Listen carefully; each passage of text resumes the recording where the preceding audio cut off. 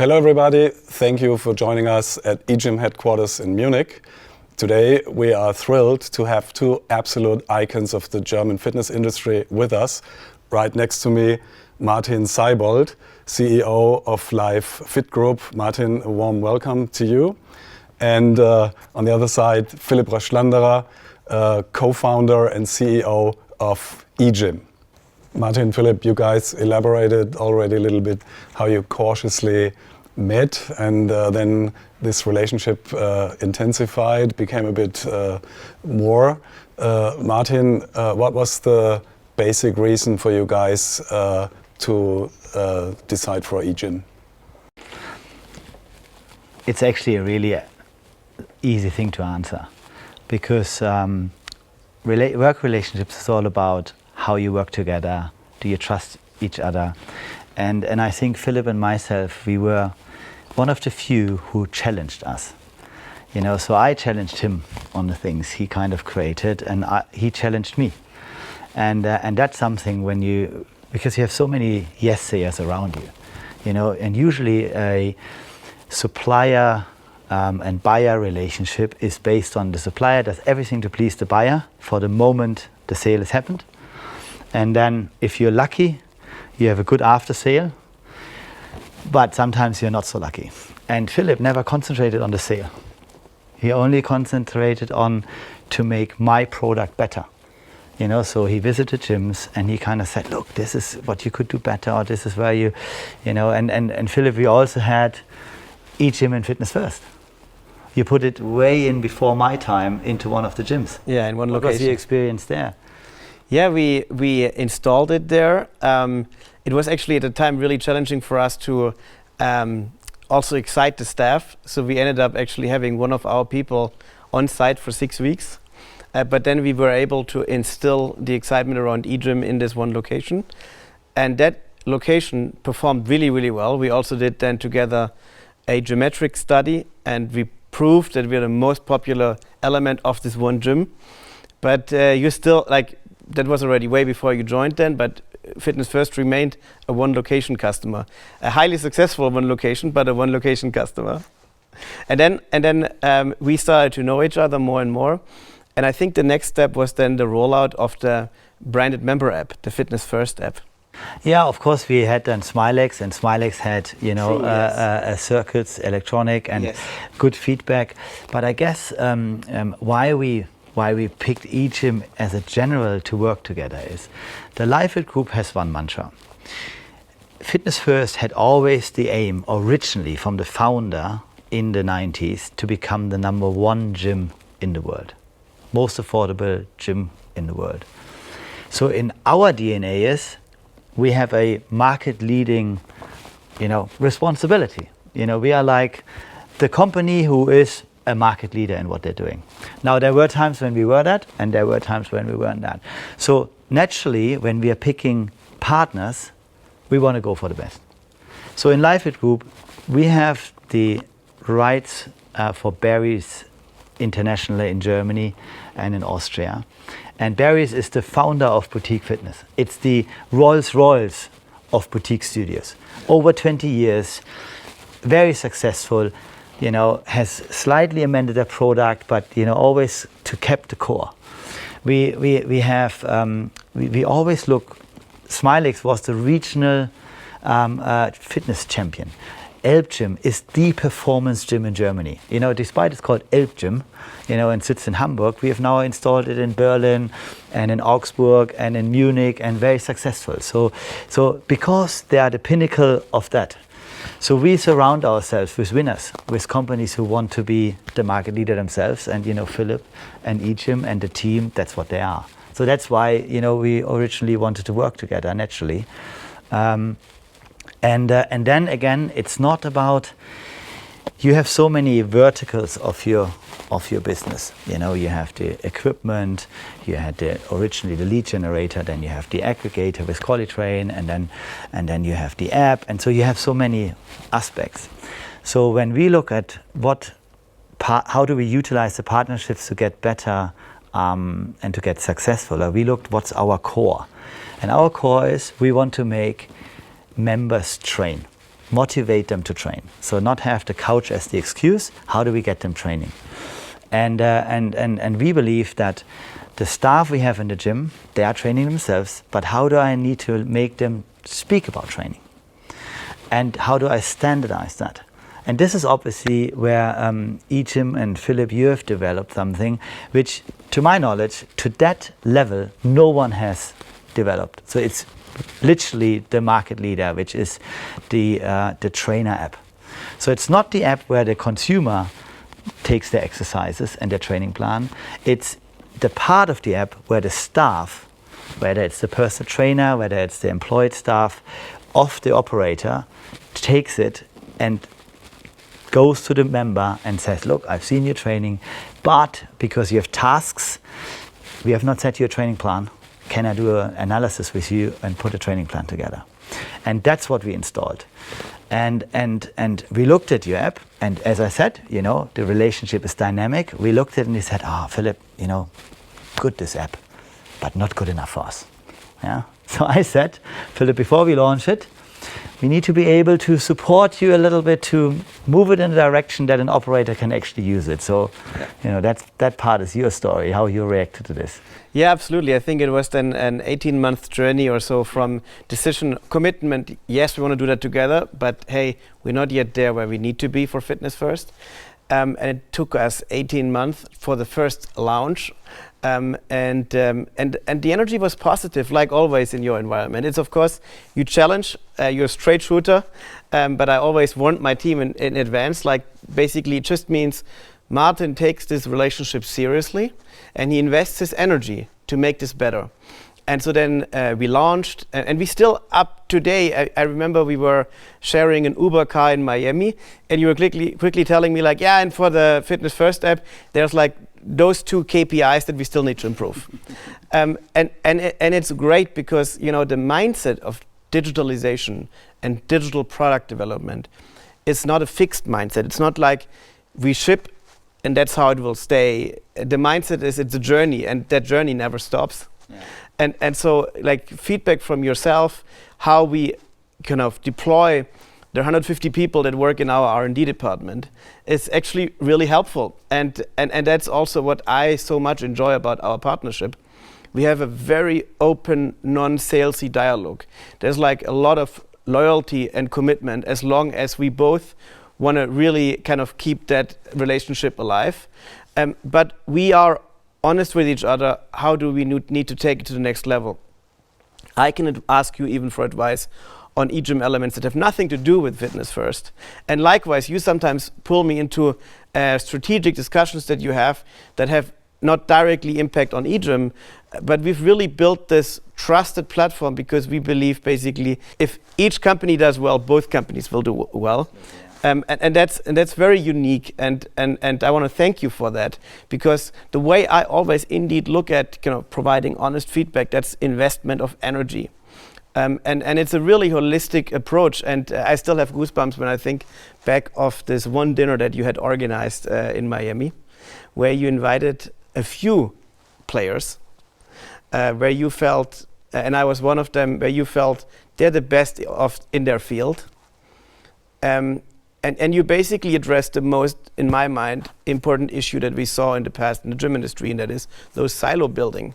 The silo building prevented us from really building awesome but also comprehensive products and consistent products. And you asked us to all sit on the same corner of the table, and then you gave a speech in front of all your team, your managers, and those suppliers. And you said like, what you just experienced here at Ursa is a pivotal moment. The industry is about to change. There's lots of innovation coming. There's a new approach to the gym. And we as the LifeFit group, we want the best of breed. But this will only work well if all of you work really closely together. And that's basically how we are approaching together the partnership. And that's very unique because we don't talk about like feature selling, which has been a big thing of the past. Like, I have this certification, or I have like this and this color, or this and this and that. But it's more about how can we look at fitness first, providing better service to their members. And that also has to come from a point, and that's very much in your DNA and in our DNA. Not everyone is best in everything. So you need to build it on partnerships. It's, for example, EGYM cannot decide all our prioritization without feedback from you, because you're actually using the product. Yeah. But also, as we help you to build this digital ecosystem, we cannot develop everything ourselves. We need to bring in partners. And so that kind of is an important element of our partnership, I believe, where we really think of course, EGYM can kind of provide you with a simple class booking, but maybe there's one company in the UK that does group exercise from the top to the bottom, the best in breed. And why shouldn't we try to bring them on board too for the benefit of the Fitness First users? And that only works if both sides have a high level of trust. So we kind of really together build something better. And I feel this is absolutely unique the way we do it, and I want to thank you for that. Perfect. And I think that we can do this and have this chat, Philipp, we shouldn't forget this is only possible because our teams have really merged together. Yes. So I know when we had the kickoff of the app, and we said, look, this is the scene. We're going to roll this out when we feel this is the right thing, that our staff and our PTs can talk to our members with the trainer app. Yeah. Yes, and they can look up, training plans themselves. But that's not going to be the big balloon and the big winner. And the teams were kind of a little bit irritated. I remember that. And my team was irritated because they said, we don't know anything about an app. Yeah. They know all about the app. I said, yes, and this is why you're merging this together. And we never pretended to know the app world, and you never pretended to know the fitness world, which is good. But then you also have other good, in other regions, in America, in South America, in Australia and Asia. You have these big organizations or the dynamic organizations, just like us, the LifeFit group, which you also partner with. Yeah. And I know you're taking the same approach there, and these countries have the chance to have those dynamic leaders to support the development. So we benefit from this. Like every development we have been putting into the app with your team are developing the platform. And yes, it's, the ones who have done an EGYM app, they have the same opportunity. We all know it comes down to execution. Yeah. And we pride ourselves to be good at execution, just like yourself.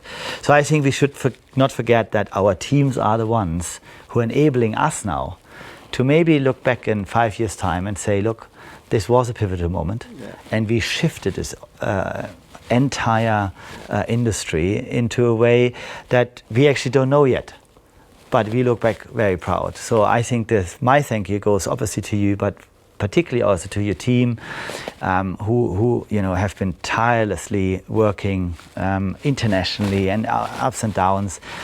And once we had the app and made it work, without you asking me, I turned around to you and said, Philipp, it's the time now. I need 60 gyms, on average 8 equipments. And I said, okay, this is the moment now, where we need these 350 plus equipments. And then I said, okay, it's December, and we need it by July next year. Yeah. So and last month you installed 24 gyms with your team, which is, I think, unheard of in one operator to install that kind of volume, because it is not just putting the machines there. It's about the training and educating and onboarding, and I think we are now averaging around, after, on average 2.5 months, 350 individual users per site, which is, 15% of the average membership base. That's okay, I guess. Yeah, we can always, there's always companies to do it better, but as a chain, I think, so it's quite remarkable what the teams have achieved. And then we have a complete new field we haven't touched on at all at the moment, which is QualiTrain and all this. That's a relationship which we have forged, which is also very unique. How would you describe that, No, absolutely. QualiTrain, we have formed with you a very unique partnership where we even talk about sometimes this and this company, how can we best address them to have them spending money for their employees to go to gyms. And that's a very open relationship that also and was developed via an interesting small project, because you inherited My Fitness Card, which was a B2C and B2B aggregator, and we believe B2C aggregators shouldn't be here. That's why we discussed a little bit and decided then, it probably makes most sense that you will basically sell us this aggregator. We will shut down the B2C part, but then leverage all these relationships to even bring more people and check-ins into Fitness First. And I think that has worked really, really well. I think it was beneficial for both sides, like always. But we spoke very honestly and openly about what's the threats, what's the opportunities, and how can we deal with it. And that truly shapes our partnership. And I believe it's a huge opportunity, because right now we see that if the share of an employer investment is roughly 50%, then we see that employees choose much more high-end gyms. And so while we saw in the kind of last 7-8 years, unfortunately, the average price per gym member go down, even though the industry grew, because most of growth was in the budget or high-value best price segment, we now see, because of the employers are deploying more and more money, actually people then also choose more and more high-end gyms again. So that's kind of a great also dynamic for our partnership to see that develop. Yeah, and I guess it's going so fast, and the consumer is changing so much that now we have to amend our operations again. And this is where we need the other players in the industry supporting us. Absolutely. And that's why we had this dinner. Unfortunately, not everybody was there. The one missing was the software house. And if you don't have your management system working with this new world, then obviously you have a problem, because at the moment, we have 30,000 visits, I think we had in July, in June. And obviously we know it's going to be 100,000 probably Easter next year or something like this, something crazy. But they don't have a membership card to access the gym or the locker. So we need the software to work together, and this is where you talked about we need to bring the whole ecosystem together, and we need to really make it frictionless and seamlessly, that all these are talking to each other. And obviously you were the number one going, you're open source, you're connected to all the big suppliers, but now the suppliers need to take the next step. They need to be even more agile, because now they're not in the equipment business anymore, with the product cycles being 6, 7, 8 years. Now they're in the digital world, which sometimes it's 6 days. And I think that's where we both, almost kind of need the help from the industry. And yes, we have, 90 gyms in Germany now, various brand segments. You have all these verticals. We have great partners. We are open, you're open, we want to move it forward. But we almost need kind of everyone coming to the table now and going, all right, let's really do this. So I think that's the one for us to kind of, teams are working, they're developing, they're challenging themselves. That's fine. How can we shape this? That it's going to be the future. Absolutely, and I think there's so much opportunity for the gym if everyone around the table collaborates. Because too often we had the situation where people basically just kind of told you, these are the things we do and these are the things we don't do. And in the sum of parts was basically a completely fragmented situation.